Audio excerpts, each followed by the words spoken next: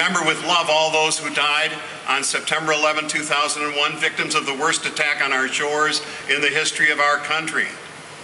We are gathered to honor as well those who lost their lives or were severely injured responding to the plight of the victims or indirectly resisting the attackers. And we are also gathered to remember those first responders who risked their lives and who continue as witnesses. This was a day which changed world history forever, plunging us into a new kind of war against the forces of terror deployed against us, against our faith traditions, against the very foundations of Western civilization, against freedom, democracy, and respect for the rights of all, for which the slaughter of innocents, these terrorists, is embraced perversely and diabolically as a holy duty. This was also a day in which acts of courage and self-sacrifice were demonstrated in exceptional, awe-inspiring ways by those whose actions were firmly grounded in the biblical mandate, love your neighbor as yourself, love one another as I have loved you. The steel which has been unveiled before us this day represents the hard facts, to quote Dorothy Rabinowitz, of the shattering, the hard facts of the shattering personal and communal of 9/11. At the same time, this steel represents the durability, the indomitability of our commitments to one another as people of faith, as fellow Americans, as those who are committed to a better life for every child of God, regardless of race, creed, color, or national origin. Each life which has infinite value to the God who treasures each of us in equal measure. These artifacts are to be fashioned by sculptor Mike Fisher and his associate Peter Nicholas into a memorial at the Letterkenny Chapel on former grounds of the depot, which will enable all who visit it to remember, to reflect, to pray, and give thanks, and to seek encouragement before God for a better and more hopeful future. Its location is most fitting, for the chapel itself was built in 1945 by Italian former prisoners of war, now allies, and dedicated as a symbol of reconciliation and hope by the apostolic delegate to the United States, Archbishop Giovanni Cicognani, in that year.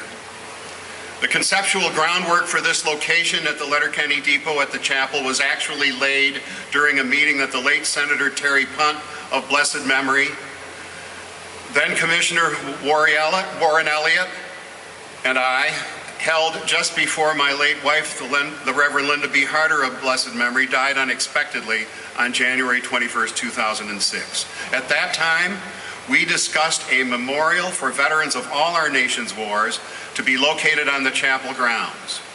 When the United Church's Chapel Committee became aware that the artifacts would be available, that area, already set aside for remembrance, became the logical location of this Franklin County 9/11 memorial sculpture.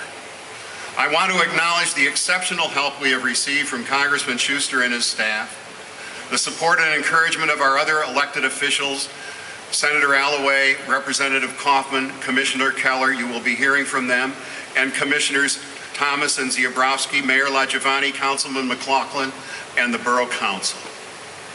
And I want to stress how grateful we are to Letterkenny Army Depot, Commander Provancha, Sergeant Major Stevens, and their talented colleagues at Letterkenny for going way beyond the call of duty to assist our community in this effort, transporting these artifacts here, providing a secure place of honor for them at the depot as the memorial is being constructed.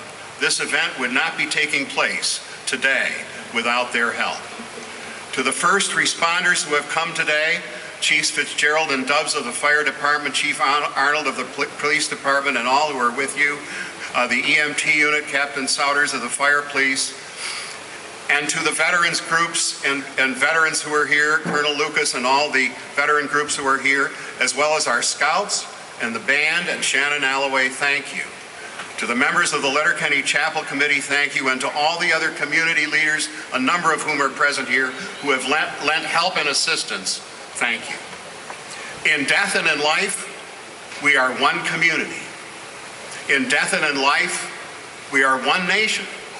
In death and in life, we belong to God. May God strengthen and reinvigorate us for the future. Thank you and amen.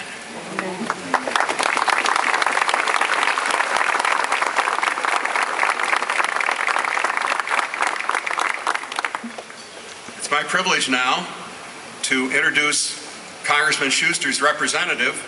The congressman is tied up with duties in other parts of the district. The congressman's representative, Nancy Bull, speaking for Congressman Schuster.